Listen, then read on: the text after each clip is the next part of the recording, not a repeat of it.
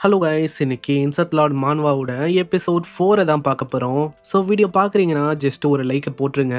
அதே மாதிரி மெம்பர்ஸ் தான் இந்த வீடியோ பார்க்குறீங்கன்னா கண்டிப்பாக போன வீடியோவை மிஸ் பண்ண வாய்ப்பு இருக்கு. ஏன்னா போன எபிசோட 2, 3 அப்படின்னு கமெண்ட் பண்ணியிருப்பேன். அதனால எதுக்கும் ஒரு வாட்டி செக் பண்ணுங்க. சரி வாங்க, நம்ம டைம் மிஸ் பண்ணாம எபிசோடுக்குள்ள போகலாம். எபிக்கோட ஆரம்பத்தில் நம்ம சூ, யுன்னு, டுவாங்கு இவங்க 3 பேருமே அங்கே மீட் பண்ணிக்கிறாங்க. அவங்களுக்குமே நம்ம மூவை நினச்சோம், நம்ம ஹீரோவை நினச்சோம் தான் அங்கே கவலையாக இருக்கு. இதனால அவங்களும் ஓடி போறாங்க. அங்க யுன்னு முன்னாடி இருக்க விஷயத்த பார்த்து ரொம்பவும் ஆச்சரியமா வரான். ஆமா, அத பாருங்களேன், இது எல்லாமே அந்த நன்னு கோஸ்டோட உடம்புல இருக்க போன் தானே. இது எல்லாமே இப்படி கிடக்குது. அப்போ இத பண்ணது யாரு?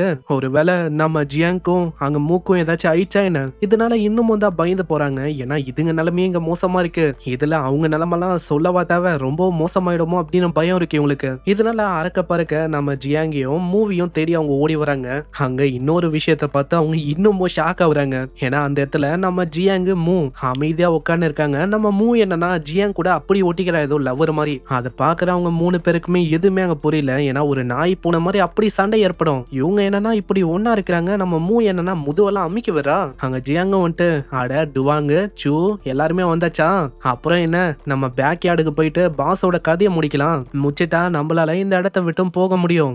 ஆனா அதை கேக்குறவங்க ஹேய் அதை நம்ம அப்புறமா பண்ணலாம். ஆனா அதுக்கு முன்னாடி எங்க கேள்விக்கு இப்பயே பதில் எங்களுக்கு வேணும். நீ உண்மையிலேயே ஜியாங்கா இல்ல ஜியாங் மாதிரி நடிக்கிற மாஸ்டர்ஸா? அங்க இதெல்லாம் கேட்டவுடனே மூ அப்படியே முன்னாடி வரா. ஜியாங் மேல கைய வைக்கிறதுக்கு முன்னாடி என் மேல நீங்க கைய வைக்கணும். என் உடம்ப தாண்டி உங்களால ஜியாங் மேல கைய வைக்க முடியாது. இத பாக்குற நம்ம ஹீரோவும் ஐயோ அவங்க தப்பா புரிஞ்சுக்கிறதுக்குள்ள நான் இவளை தடுக்கணும். இதனால மூ அவன் தள்ளி வர்றான். ஏமா நீ கொஞ்சம் கம்முன்னு இருமா. டுவாங் நீங்க நினைக்கிற மாதிரி நான் ஒன்னும் ஒரு மிருகம்லாம் இல்ல. நான் தான் ஜியாங். நான் ரொம்ப ஹேண்ட்ஸமாவும் சாமிங்காவும் இருக்கிறனால இப்படிதான் பொண்ணுங்க அடிக்கடி வந்து ஒட்டிப்பாங்க. அவங்க யாருக்குமே இன்னமும் நம்பிக்கை இருக்காதா? இதனால நம்மளும் இன்னமும் எத்து வர்றான். நம்ம அங்கிள் ஜியோட கேங்ல ஒரு ஆன்டி இருக்காங்களே டேங்க், அவங்களோட குக்கிங் தான் இருக்கிறதுலயே பெஸ்ட். போதுமா? அங்க இதெல்லாம் கேட்டக்கு அப்புறம் தான் அங்க அவங்களுக்கும் புரியுது. ஆமா ஆமா, அப்பனா உண்மையிலே இது நம்ம ஜியாங் தானோ.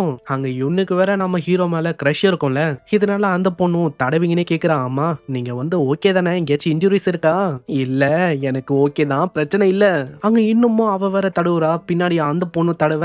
இதனால நம்மாலு கத்துறான். கொஞ்சம் கம்முன்னு இருக்கீங்களா, எல்லா விஷயமும் ஆரம்பிச்சது உன்னாலதான். அட அப்படியெல்லாம் சொல்லாதீங்க ஜியாங், நான் இதுக்கப்புறமும் நீங்க சொன்னா கேட்பேன்.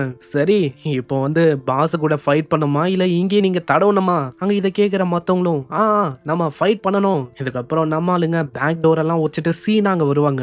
அந்த இடத்துல ஸ்பிரிட் லீடரா ஒரு பாஸ் இருக்கு. அதோட லெவலும் 40. அதுவும் கொடூரமா இவங்களை பார்க்குமா. இதை பாக்குற நம்ம டுவாங்கும் ஒரு பிளான சொல்றான். யுன்னு நீ எல்லாருக்குமே பஃப் ப்ரொவைட் பண்ண, மத்தவங்க சைட்ல தாக்குங்க, மீதி விஷயத்த நான் பாத்துக்கிறேன். அதே மாதிரி ஜியாங்க ப்ரொடெக்ட் பண்ணுங்க. என்ன கொஞ்சமா மிஸ்டேக் பண்ணாலும் அவ்வளவுதான், நம்ம மேலோகத்துக்கே போற மாதிரி ஆயிடும். அதனால யோசிச்சே பண்ணுங்க எதை பண்ணாலும். அங்க எவ்வளவு நேரமா கொடூரமா அந்த பாஸுக்கும் என்ன ஆச்சுன்னு தெரியல. அதுவும் அங்க மண்டிட்டு அதோட உடம்பெல்லாம் ஒரு மாதிரி பயங்கரமா ஷேக் ஆகுது. டுவாங்க்கு புரியல. ஆமா இது என்ன பண்ணிருக்கு, நம்ம கிட்ட கெஞ்சுதான் என்ன? உடனே நம்ம ஜியாங்க முன்னாடி வந்துட்டு காய்ஸ் இந்த விஷயத்த நானே பாத்துக்கிறேன், இது ஒன்னும் எனக்கு பெரிய விஷயமே இல்ல. ஆளு மியஸ்மா மிஸ்டர் வச்சு மொத்தமா அந்த இடத்த மறைக்கிறான். இப்போ முன்னாடி என்ன நடக்குது அப்படின்னு அவங்களுக்கு தெரியாது. இதனால இத ஒரு வாய்ப்பா வச்சு நைனை வெளில வர வைக்க அதுவும் அங்க லபக்குன்னு முழுங்கும். இதனால எக்ஸ்பீரியன்ஸ் பாயிண்ட்டும் பயங்கரமா கெயின் ஆகுது. நம்ம ஹீரோட லெவல் அதுவும் 25ல இருந்து 26க்கு போகுது. அங்க நம்மால பாஸையே கிளியர் பண்ணிட்டால. டுவாங்கு சூ மத்தவங்க யாருக்குமே நம்பிக்கை இல்ல. ஜியாங் இந்த விஷயத்த நீ எப்படி பண்ண? 40th லெவல்ல இருக்க பாஸ ஏதோ ஃபர்ஸ்ட் லெவல்ல இருக்க பாஸ் மாதிரி கொண்டுட்டு போயினே இருக்க. அட அப்படியெல்லாம் இல்லங்க, ஜஸ்ட் என்னோட பாய்சன் ரொம்ப எஃபெக்டிவா இருக்கு, அதுதான், வேற எதுவும் இல்ல. இப்போ இந்த ரிலேத்தையும் அவங்க கிளியர் பண்ணனால இதுக்கேத்த மாதிரி அவங்களுக்கு ரிவார்டு அவங்க கிடைக்கும். இது எல்லாத்துக்குமே காரணம் நம்ம ஹீரோ தானே. இதனால அவங்க எல்லாருமே நம்ம ஜியாங்க்கு தேங்க்ஸ் சொல்றாங்க. ரொம்ப நன்றி ஜியாங், நீ ஒண்டி இல்லனா கண்டிப்பா இதை கிளியர் பண்ணிருக்க முடியுமான்னு கேட்டா டவுட் தான். அங்க ஏகப்பட்ட ஐட்டம்ஸ் இருக்கு. அதுல மோஸ்ட்லி நிறைய ஐட்டம்ஸ் நம்மளால விற்கலாம் அப்படின்னு தான் யோசிக்கிறான். அதே மாதிரி டார்க் டான்ஸ் க்ளோக் அப்படின்னு ஒரு விஷயமும் இருக்கு, அதை ஒண்டி பயன்படுத்திக்கலாம் அப்படின்னு யோசிக்கிறான். இந்த க்ளோக் ஆளு போட்டுக்கின்னு பயன்படுத்தும் போது 3 நிமிஷத்துக்கு யாரோட கண்ணுக்கும் அங்க தெரிய மாட்டான். இப்போ நம்மளுக்கிட்டையும் போதுமான அளவுக்கு டீமன்ஸோட எசன்ஸும் இருக்கு. நெக்ஸ்ட் ரீப்ரொடக்ஷனுக்கு நம்மாலு இதுக்கப்புறம் இந்த இடத்த விட்டு போனோன்னே ரெடி ஆகலாம் இப்படின்னு தான் நம்மால யோசிக்கிறான். இதுக்கப்புறம் அந்த ஹெட் குவார்ட்டருக்கு வர அந்த இடத்துல மத்தவங்களும் அவங்க சொல்லுவாங்க, இந்த மாதிரி ஜியாங் இல்லைன்னா அவ்வளவுதான், எங்க நிலைமை ரொம்பவும் மோசமா இருக்கும். அது ஒண்டி இல்லாம மூவியும் அவன் தான் காப்பாத்தினா, பாஸையும் ஆளு தான் டிஃபீட் பண்ணா. இதை கேட்கிற அங்கிள் ஜிக்கு சுத்தமா ஐடியால எப்படி நம்மால இதை பண்ணான்னு. இதனால மத்தவங்க கிட்ட அவரு சொல்லுவாரு, நீங்க எல்லாருமே இந்த இடத்த விட்டு போங்க, நான் ஜியாங் கிட்ட கொஞ்சம் தனியா பேசணும். அங்க எல்லாருமே போனதுக்கு அப்புறம் நம்ம ஜியாங் கிட்ட அவரு கேட்பாரு, ஆமா இந்த விஷயத்த நீ எப்படி பண்ண, மரியாதையா சொல்ல, உன்னோட பாய்சன் பாய்சன் அதுங்க மேல எஃபெக்டிவா இருக்கும் அப்படின்னு நீ சொல்றியா? இத அந்த 3 பேர் வேணா நம்பலாம். ஆனா என்னால இந்த விஷயத்த நம்ப முடியாது. மரியாதையா சொல்லு. என்ன விஷயத்த நீ ஹைட் பண்ணிருக்க? இது கேக்குற நம்ம ஆளுக்கு இன்னமும் பயமாவுது. ஐயையோ! நம்ம நைன பத்தி நான் சொன்னா இவரு விடுவாரா? ஏன்னா ஒரு டைம் இதால இந்த உலகமே அழிய போச்சு. இத பத்தி இவருகிட்ட சொல்லி அதுக்கப்புறம் இவர் என்ன போக விடுவாரா? என்ன யோசனை இருக்க ஜியாங் சொல்லு. அங்கிள் ஜி அது உடனே ஆளோட டோனே அப்படியே மாறும். என்னடா நீ பயந்து போயிட்டியோ? நான் சும்மா விளாட்ன அவ்வளவுதான். நீ உண்மையிலேயே ஆசம். ஏகப்பட்ட விஷயத்த உனக்குள்ள மறைச்சு வச்சிருக்க போலியே. அங்கிள் ஜி நீங்க இப்படியெல்லாம் கேட்கும் போது ஒரு செகண்ட் எனக்கே அல்ல. அங்க அங்கிள் ஜியும் நீ அதை சொல்லணும் அப்படின்னு அவசியம் இல்ல. அப்படி வேணும்னா நீ சொல்லலாம். உனக்கு அதை பத்தி சொல்ல விருப்பம் இல்லைன்னா பிரச்சனை இல்ல. நான் ஒன்னும் அதுக்கு ஃபோர்ஸ் எல்லாம் பண்ண மாட்டேன். எந்த அளவுக்கு உன்கிட்ட ஹிடனான விஷயம் இருக்கோ அந்த அளவுக்கு நம்மளுக்கு நல்ல விஷயம் தான். ஏன்னா ஃபியூச்சர்ல அந்த பவர்ஸ் அது கண்டிப்பா நம்ம நைட் வாட்சர் பெரிய அளவுல டிபெண்ட் ஆகும்பா. அங்கிள் ஜி கண்டிப்பா இப்போ இல்லைன்னா அப்புறமா எப்பயாச்சும் எப்பி கிரேட்ல இருக்க ஐட்டம் உங்களுக்கு கொண்டு வந்து தரேன். எப்பி கிரேடோட ஐட்டம் எப்படி இருக்கும் உனக்கு தெரியுமா? அதெல்லாம் பயங்கரமான விஷயம்ப்பா. இல்ல அங்கிள் ஜி உண்மையிலேயே சீரியஸா சொல்றேன், கொண்டு வந்து தரேன். சரி நான் டைரக்டா விஷயங்களுக்கே வரேன். இங்க பாரு, இன்னமும் ஏகப்பட்ட விஷயங்களை பத்தி நான் உனக்கு சொல்லணும். திடீர்னு நிறைய ஆளுங்களோட டெட் பாடிஸா அவர் எடுப்பாரு. இவங்களா இருக்காங்களே லெவல் 60 90 இதுக்கும் மேல இருக்க ஆளுங்க தான் இவங்க என்ன நோக்கி வந்தாங்கன்னா கண்டிப்பா என்னால இவங்கள ஹேண்டில் பண்ணிருக்க முடியாது. ஏன்னா ஜஸ்ட் ஒரு கிராப்ஸ் கலெக்டர் அவ்வளவுதானா. அங்க இதை கேட்கிற நம்மால ரொம்ப பயந்து போறான். ஆமா இவங்க என்ன கொல்லணும் அப்படின்னு வந்தாங்களா என்ன? உன்னை கொல்லவல்ல, ஆக்சுவலா நம்ம மூவை கொல்லணும் அப்படின்னு இவங்க வந்தாங்க. ஆனா சீக்கிரட்டா நம்ம மூவோட கார்டியனை மொத்தமா இவங்க 3 பேரை முச்ச விட்டாரு. அங்கிள் ஜியாங் இவங்க எதுக்காக நம்ம மூவை கொல்லணும் அப்படின்னு பாக்குறாங்க? கொஞ்சம் நீயே இந்த விஷயத்த பாரு. அவரு ஒரு விஷயத்த காட்டுவாரு. அதுல ஹண்டிங்கான லிஸ்ட் வந்திருக்கு. முக்கியமா டாஷியாவோட பெரிய பெரிய ஜீனியஸ கொல்லணும் அப்படின்னு ஒரு லிஸ்டே இருக்கு. அதுல 4 பேரோட பேரு போட்டிருக்கு. 4வதா அந்த பேஹான் அந்த பர்சனோட பேரும் அங்க இருக்கு. இத பாக்குற நம்ம ஆளு ரொம்ப ஆச்சரியமாவறான். ஆமா இந்த ஷியா ஃபேமிலியோட அந்த பேஹான் அவனோட பேரு இதுல இருக்கு. அதே மாதிரி ரிவார்டு அப்படி இப்படின்னு எதோ போட்டிருக்கு. ஆமாண்டா உனக்கு இப்பயாச்சும் புரியுதா? இப்ப இவங்க 4 பேருமே அந்த டியான்ஜவ் ட்ரைனிங் கேம்ப் அதுக்கு வருவாங்க. அதுல ரொம்ப பெரிய பெரிய பயங்கரமான ஆளுங்களை நீ எதிர்கொள்ற மாதிரி இருக்கும். அது ஒண்டி இல்ல, நீ பாத்தியா அந்த பொண்ணு மூ, அந்த பொண்ணு ஒரு பெரிய ஃபேமிலியோட டிசெண்டன்ட். சோ மூவை ஒண்டி முச்ச விட்டான் அவ்வளவுதான். அவங்களுக்கு பெரிய அளவுல பயங்கரமான ரிவார்டும் உங்க கிடைக்கும். சோ அதுக்காக தான் நம்ம மூவை கொல்லணும்னு சொல்லி ஏகப்பட்ட ஆளுங்களும் வராங்க. ஆனா மூவோட கார்டியனால எல்லாருமே அங்க கொல்லப்படுறாங்க.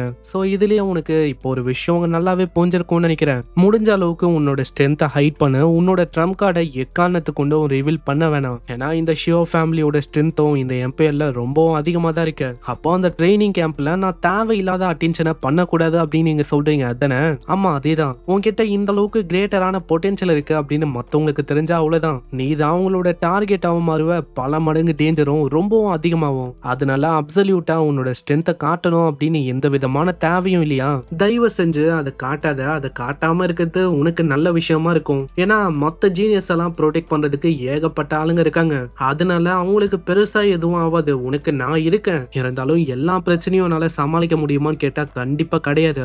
அதனால உனக்கு புரியும்னு நினைக்கிறேன். ஓகே அங்கிள் ஜி, நீங்க சொல்லும் போது கண்டிப்பா நானும் அதே மாதிரி தாங்க பண்ணுவேன். அங்கிள் ஜிக்கு என் மேல அந்த அளவுக்கு கேர் இருக்கு. அவரு என்ன ப்ரொடெக்ட் பண்ணணும்னு சொல்லி எவ்வளவு தூரம் அவரு இறங்கி பண்றாரு. அங்க அங்கிள் ஜியும் ஜியாங்க உள்ள அப்படி என்னடா பண்ண ஆனஸ்டா சொல்லு.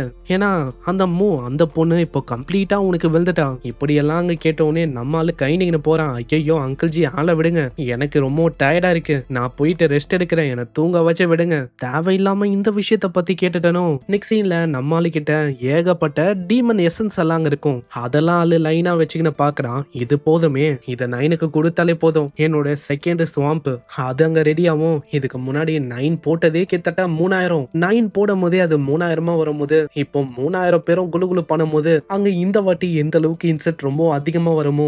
ரொம்ப ஆர்வமா இருக்கு. பசங்களா அப்பா உங்களுக்காக சாப்பாடை கொண்டு வந்திருக்கேன் பாருங்க இப்படின்னு நம்மால அவனோட கையில இருக்க அந்த நெஸ்ட் மேல எல்லா எசன்ஸையும் ஊத்த 9ஓட குட்டிகளும் அப்படியே அப்சர்வ் பண்ண ஆரம்பிக்குது எல்லாத்தையுமே. அங்க 9மே மேல கியூட்டா வந்துட்டு மாஸ்டர் லிட்டில் 9க்கும் சாப்பிடணும்னு ஆசையா இருக்கு மாஸ்டர். அட இது உன்னோட குட்டிகளுக்காகப்பா. அதுங்க இப்போ குளு பண்ணணும்ல, அதனால வெயிட் பண்ண அது வரைக்கும். அதுக்கப்புறம் தான் ஓன் டர்ன் வரும்பா.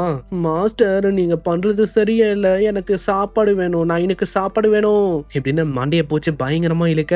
ஏமா கம்முன்னு இரு போ, உனக்கு சாப்பிடணும் அவ்வளவுதானே, இது இருக்கு பாரு, போய் சாப்பிடு, குடி, என்ன வேணா பண்ணு. மாஸ்டர் நீங்க தான் உண்மையிலேயே பெஸ்ட். நம்ம ஜியாங்கோ அந்த பிளட் எசன்ஸ ஊத்தும் போதே அங்க சொல்றான், இப்போ நான் ஊத்துறேன் இந்த எசன்ஸ் இது லெவல் 90ல இருக்க ஒரு கிரேட்டான மாஸ்டரோட எசன்ஸ் மாதிரி. அங்க பின்னாடியே நம்ம 9ம் பயங்கரமா உரிய ஆரம்பிக்க அவளோட லெவலும் அங்க பயங்கரமா ரைஸ் ஆகுது. நம்ம ஹீரோ வர எல்லா பூச்சிங்களுக்கும் அங்க பிளட் எசன்ஸ குடுத்திருப்பான். இதனால அதுங்களுக்கான அந்த ரீப்ரொடக்ஷன் அதுக்கான டைமும் வரும். அங்க எல்லாமே குளு பண்ண இதனால 3000 இருந்தது இப்போ 1,00,000 அங்க ஆகுது. கிட்டத்தட்ட 1,00,000 ஆர்மி நம்ம ஹீரோக்கு கீழே இருக்கு. நம்ம ஹீரோவும் அதை பார்த்து ரொம்ப ஆச்சரியமா வரான். ஏன்னா கொச்சன்னு ரொம்ப அதிகமாவே இருக்கு. ஜியாங்கோ அங்க பயங்கரமா கத்துறான், ஐயோ என் வீடே உங்களால நாசமாவுது, சீக்கிரம் நெஸ்டுக்குள்ள வாங்க. இதுக்கப்புறம் இருக்கிற எல்லா பூச்சியுமே நெஸ்டுக்குள்ள வரும். ஆனா என்ன ஒண்ணு, வீடுதான் இப்போ ரொம்ப மோசமான நிலைமையில இருக்கு. அங்க இதெல்லாம் தெரியாம நைனு வேற நல்லா நக்குன்னு அந்த பாட்டில நக்கின்னு இருக்கா. நம்ம ஆளுக்கு இன்னமும் தான் கடுப்பாவுது. ஏன்னா இதுங்களோட எண்ணிக்கை இன்னமும் அதிகமாகுது. இதுங்களை எப்படி கண்ட்ரோல் பண்ணும் அப்படின்னு ஆளுக்கு தெரியல. ஏன்னா இதுங்களுக்கு வெறுமா சாப்பிட வேண்டியதா தெரியுது. முன்னாடி என்ன ஏது அப்படின்னு பார்க்காம இதுங்களும் வேகமா அங்க சாப்பிடுது. நம்ம ஜியாங்கோட லெவலும் 26ல இருக்கு. பவர் எவல்யூஷன் அது இப்போ 197 ஸ்டார்ல இருக்கு. கிட்டத்தட்ட 1,00,000 இன்செர்ட் நம்ம ஹீரோக்கு கீழே இருக்கு. சிம்பிளா சொன்னா நைனோட குட்டிகளும் ஒரு தேர்ட் டிரான்ஸ்ஃபர்ல இருக்க ஒரு கிராண்ட் மாஸ்டருக்கு சமம். அதாவது இந்த மான்வாவை பொறுத்த வரைக்கும் டிரான்ஸ்ஃபர் அப்படின்னு ஒரு விஷயம் இருக்கும். சிம்பிளா சொன்னா இந்த 4th ரிலம் 3rd ரிலம் இந்த மாதிரி கல்டிவேஷன்ல சொல்லுவாங்கல்ல, அந்த மாதிரி ஒரு விஷயம் தான். எந்த அளவுக்கு அவங்களோட டிரான்ஸ்ஃபர் ரொம்ப அதிகமா இருக்கும், அந்த அளவுக்கு அவங்க பவர்ஸும் ரொம்ப அதிகமா இருக்கும். இன்ட்ரெஸ்டிங்கா இருக்குப்பா. அதுக்குள்ள 3rd டிரான்ஸ்ஃபர் அந்த பவர் அளவுக்கு இவங்க போயிட்டாங்களா? சரி, ஏதோ ஒண்ணு. நாளைக்கு தான் அந்த டியான்ஜோ ட்ரைனிங் கேம்ப் அது ஆரம்பிக்க போது.